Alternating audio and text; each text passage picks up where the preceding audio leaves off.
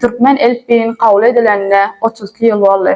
Türkmen döwletiniň öz başda garaşsyz döwlet bolmagy ýurdumyzdaky ägirt ol özgörüşleriň başlangyjy boldy. Häzir Mehriban watanymyzyň syýasy, ykdysady, medeni durmuşyna uly ýetgeşmeler bolup geçýär.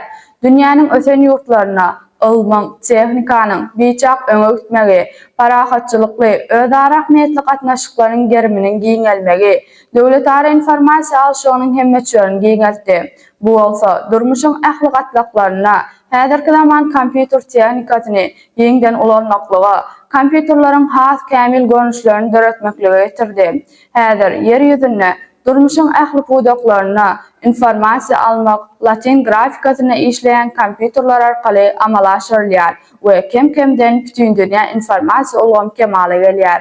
Türkmenistanyň daşary ýurtlar bilen syýasy, ykdysady, ilmi, medeni, sowda we beýle gatnaşyklarynyň giňelmegi, şol ulgamy goşulmak üçin ýurdumyzda informasiýa tehnologiýasyny, şeýle hem elbimizi we milli ýazawymyzy kämilleşdirip bütün dünýä ikrar edilen nusgalara golaýlaşdyrmak zerurlygy öňümizde goýupdy. Şol sebäpli hem Türkmenistana 1993-nji ýylyň 12-nji aprelyna täze türkmen elbi kabul edildi. 1996-njy ýyldan bolsa latin grafikasyna esaslanan türkmen ýazygy ýertildi. Elif ise Arapların elif ve B harflarının goşulmagynyň netijesindedir. Türkmen diliniň harflary ýa-da türkmen elifbi 1993-nji ýylda latin grafikasyna düzülip taýýarlanan bolup, ol 30 harfdan ibaretdir. Dil halkyň maddi hem ruhy baýlygynyň özendir. Ol halkyň bütün taryhy bilen aýrylmaz baglanşyklydyr. Her bir milletiň beýle halklardan tapawutlanýan öz bolşy ene dili bardyr. Halkara ene diligini UNESCO-nyň baş konferensiýasynyň kabul eden karary esasyna döredilýär.